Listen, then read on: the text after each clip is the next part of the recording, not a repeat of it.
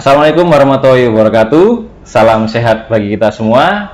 Senang rasanya jumpa lagi pada acara podcast Kapsul Percakapan Profesional dan Solusi Kesehatan RSUD RT Notopuro Sidoarjo. Bersama saya Horirin Erik Gumilar, host pada podcast hari ini. Saya tidak sendiri. Saya ditemani oleh salah satu dokter spesialis di RSUD Sidoarjo. Kita langsung saja. Selamat pagi, Dr. Evi, spesialis forensik. Ya, selamat pagi, Mas Erik. Salam sehat selalu. Selalu Semoga hari ini kita bahagia terus sampai ke depannya. Ya, jadi Dr. Evi ini adalah dokter di IKFM. Nah, mungkin buat kalian ada yang tidak tahu IKFM itu apa? Nah, ini kita tanyakan. Dokter, IKFM sendiri itu apa? Ya, terima kasih Mas Erik. Nah, jadi mungkin saya perkenalkan dulu ya. IKFM itu mungkin belum familiar memang di telinga masyarakat ya. Yang selama ini lebih familiar itu dengan kamar jenazah. Jadi orang-orang kalau bilang kamar jenazah itu langsung tahu kalau itu itu tempat ngurusin orang meninggal. Iya. Tapi sekarang kita berubah nama mengikuti perkembangan menjadi IKFM. IKFM itu adalah Ilmu Kedokteran Forensik dan Mediko Legal, di mana IKFM itu sendiri adalah salah satu cabang ilmu kedokteran, ya, spesialis forensik, yang mana kita memiliki kemampuan untuk mengelola barang bukti medis berupa potongan tubuh manusia ataupun potongan-potongan yang diduga berasal dari tubuh manusia untuk kepentingan hukum, membantu proses hukum. Intinya kita membuat terang suatu perkara dan juga untuk proses identifikasi. Mungkin kalau teman-teman sering lihat atau pernah dengar ada kecelakaan massal dan lain sebagainya, itu peran kita ada di sana, salah satunya. Jadi tidak hanya untuk tempat menampung jenazah aja, dokter ya. Jadi kalau ada istilahnya korban kecelakaan, korban pembunuhan, itu bisa diidentifikasi lewat forensik itu tadi, dokter ya. Bahkan kami juga bisa memfasilitasi untuk kepentingan pemeriksaan DNA. Ya, jadi ada pernah beberapa kali kita diminta untuk mengambil sampel untuk kepentingan pemeriksaan DNA, lalu kita kirim ke kampus UNER. Ya. Menarik sekali ya. Menarik. Jadi kalau di IKFM sendiri itu ya dokter ya, mungkin ada fasilitas yang mempermudah mungkin seperti ambulan atau rumah duka gitu dokter? Ya. Jadi kebetulan kita sudah satu atap layanannya. Jadi mulai dari mobil jenazah, jadi kita membedakan sekarang antara ambulans dengan mobil jenazah. Karena mobil jenazah kita itu memang khusus diperuntukkan untuk jenazah. Jadi memang sudah berada di satu atap di IKFM, sehingga memudahkan masyarakat untuk kalau mengantarkan ke rumah duka prosesnya menjadi lebih cepat. Atau kita diminta untuk mengambil jenazah dari luar atau dari TKP, itu juga sudah cepat prosesnya.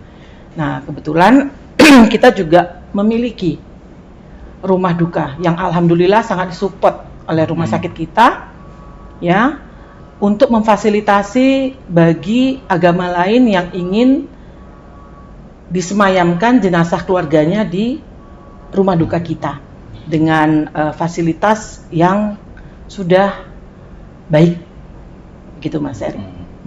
Ya, jadi menarik ya. Jadi ada ambulan, ada rumah duka di fasilitas IKFM ini. Yeah. Untuk ambulan sendiri, dokter, untuk cara menggunakan jasanya ambulan di RSUD RT Notopuro Sidoarjo ini gimana, dokter? Ya, jadi kalau untuk jenazah yang berasal dari rumah sakit sendiri, itu langsung dari ruangan ke IKFM, karena kita sudah pelayanan satu pintu. Jadi seluruh jenazah yang ada dari rumah sakit ini dikirim atau diantar ke IKFM untuk kemudian kita kirim ke rumah duka. Kalau dari luar, warga atau masyarakat ataupun teman-teman lain bisa menghubungi call center RSUD, kemudian menghubungi call center akan melanjutkan ke kita untuk kita melakukan penjemputan jenazah ke TKP. Selama ini kita sering, Mas, mulai dari jenazah Mr. X yang tidak dikenal ataupun jenazah-jenazah korban kecelakaan. Ya.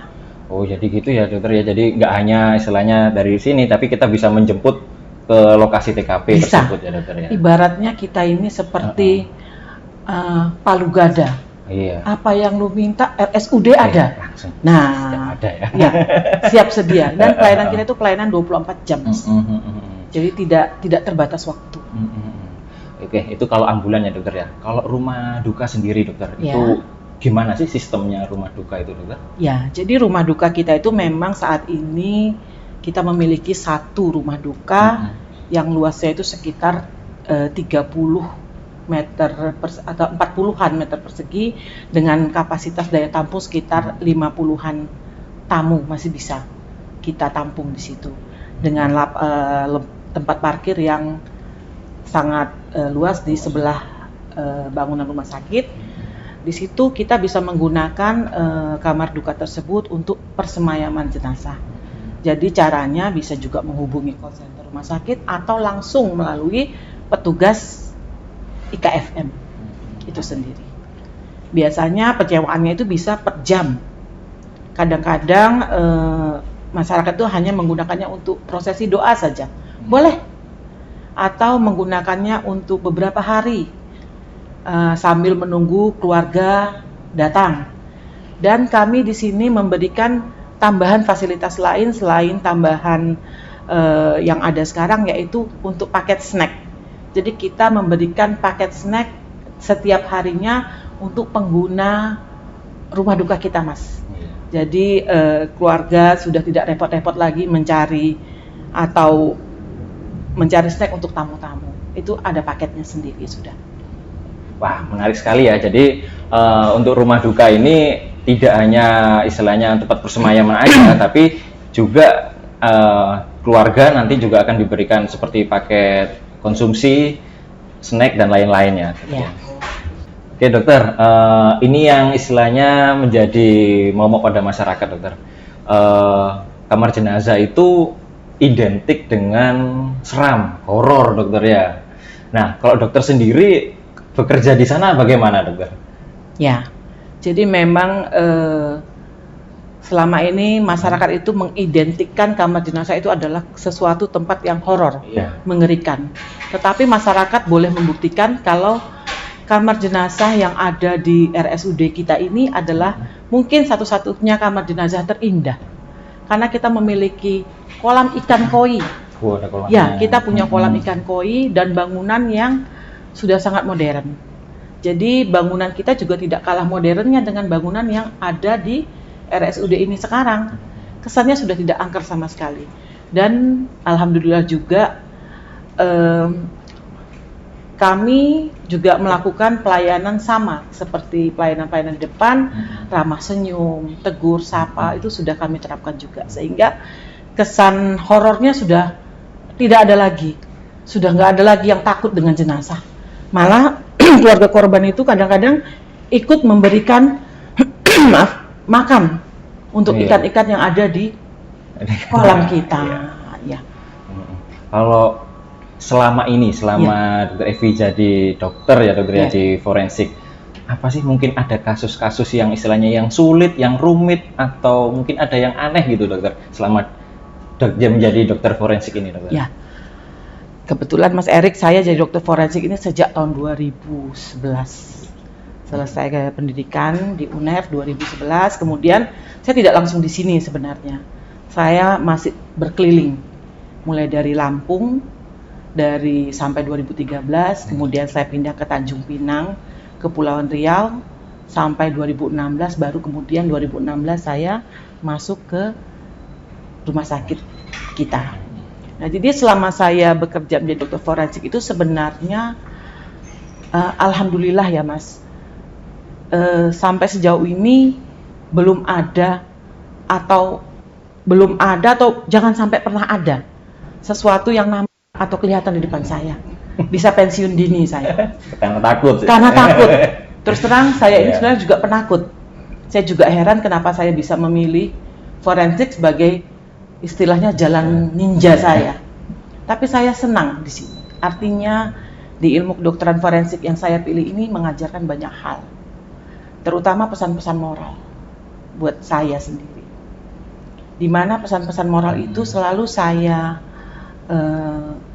turunkan atau saya tularkan kepada mahasiswa saya yang kebetulan juga belajar di sini.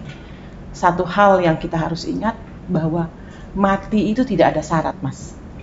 Ya, orang muda bisa mati, orang sakit bisa mati, orang tua bisa mati. Artinya mati itu tidak ada syarat. Siapa saja pasti mati. Dan yang lebih penting lagi adalah ketika kita mati tidak ada satupun yang kita bawa selain amal dan doa dari orang yang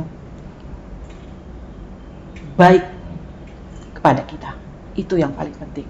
Sehingga itu bisa membuat kita untuk menjadi pribadi yang jauh lebih baik. Jadi saya selalu ingat almarhum bapak saya itu selalu bilang, jadikanlah kematian itu sebagai nasihat untukmu. Dan yang paling penting adalah sebenarnya nggak perlu takut sama orang mati, Mas. Karena selama ini juga tidak pernah ada orang mati yang saya periksa kemudian mengganggu saya atau memegang tangan saya. Nggak pernah, Mas. Zombie malah.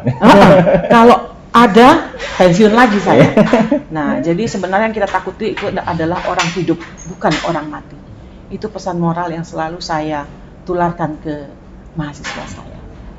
Jadi perbuatan apapun kalau di medis, entah itu dokter forensik, entah itu dokter apapun, dokter meskipun dokter perawat dan yang lain-lain, kalau kita sudah memiliki jiwa untuk menolong, insya Allah akan berkah lah ya dokter. Berkah ya, dan dimudahkan oleh Allah. Ya. Itu yang mungkin harus kita imani, ya kan. Jadi memang di forensik ini banyak sekali kasus-kasus yang sudah kami tangani, Mas.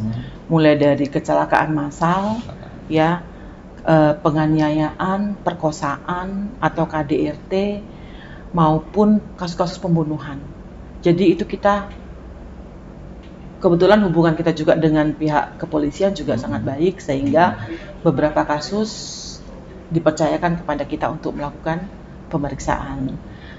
Yang paling seru sebenarnya adalah ketika kami melakukan rekonstruksi, Mas. Rekonstruksi terhadap jenazah-jenazah yang akibat kecelakaan kereta api.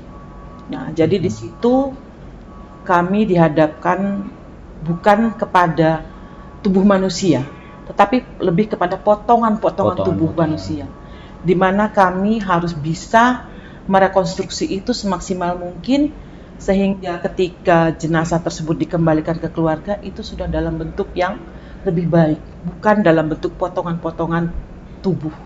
Jadi kita kembalikan kepada keluarga korban itu dalam bentuk tubuh yang boleh dibilang sudah bisa dikenali.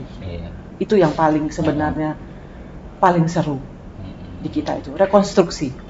Ya, jadi gitu ya. Jadi apa istilahnya kalau kita orang awam sendiri dokter, kita melihat jari putus gitu aja sudah nggak mau mendekat. Nggak mau mendekat. Tapi karena ini tugasnya dokter forensik, wah ini ada potongan tubuh, potongan apapun dikerjakan sama dokter forensik gitu ya dokter ya. Dijahit.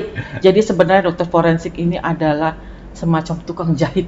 Tukang jahit juga, tapi tukang jahit mayat sudah meninggal. Ya, tukang jahit mayat yang sudah meninggal. Nah, tapi tidak perlu takut. Tidak perlu takut dengan dokter forensik, tidak perlu takut dengan kamar jenazah, karena suasananya juga sudah sangat bersahabat di belakang itu. Memang beda ya dokter ya, kalau kamar jenazah yang mindset orang itu ya seram, gelap, tapi beda kalau di RSUD Noto Puro Sidoarjo ini, saya lihat sendiri itu cerah. Ya, apalagi ada suara ricik-ricik ikan itu ya dokter ya. Benar Mas, itu memang dikondisikan untuk menghilangkan kesan seram. Jadi sudah tidak ada lagi alasan orang takut lewat situ. Hanya saja memang ada beberapa kejadian yang kadang membuat kita tertawa gitu ya. Misalkan kami pesan makanan dari salah satu e-commerce atau mengambil apa dari belakang, itu biasanya drivernya tanya, "Ibu, ini kami bawa apa? Bawa jenazah kah?" Padahal kami itu minta tolong membawa benda lain, bukan jenazah. Kalau jenazah kan jelas dibawa oleh mobil jenazah. Jadi orang berpikiran kalau ke kamar jenazah itu urusannya melulu hanya dengan jenazah. Jadi itu yang kadang-kadang membuat kita ketawa juga. Nah, jadi banyaklah hal-hal yang membuat kita bercampur aduk di belakang itu. Suasana haru ketika melihat orang meninggal. Jadi banyak macam-macam Mas kondisinya di belakang itu. Oh gitu ya dokter ya. Jadi kesimpulannya mungkin kalau kamar jenazah itu saat ini di RSUD Notopuro Sidoarjo itu kita juga melayani ada ambulan dan juga rumah duka. Ya, di sini sudah lengkap semua dan juga kesan dari masyarakat yang istilahnya kamar jenazah ini horor atau menyeramkan sudah dijelaskan sama dokter Evi tadi kalau memang kalau di kamar jenazah ini sangat sudah terlihat cerah, ada rincikan-rincikan air yang membuat istilahnya kita membuat distraksi keseraman itu. Tidak ada hal-hal yang menyeramkan lagi. Terima kasih Dokter Evi atas perbincangan podcast hari ini. Semoga untuk sobat sehat semua di rumah dapat mengambil hikmah dari podcast ini. Oke, tidak lupa juga sobat sehat di RSUD RT Notopuro Sidoarjo ini selain di IKFM, kami juga ada layanan penunjang lain yaitu layanan canggih seperti Cath Lab, IPKT, ISWL, MRI 3 Tesla. Nah, itu adalah termasuk layanan-layanan canggih yang ada di RSUD Notopuro Sidoarjo. Dan jangan lupa juga selalu untuk follow sosial media kami, baik di Facebook, Instagram, YouTube, website, ataupun TikTok. Sekian dari saya bersama Dr. Evi, pamit, izin, terima kasih. Assalamualaikum warahmatullahi wabarakatuh.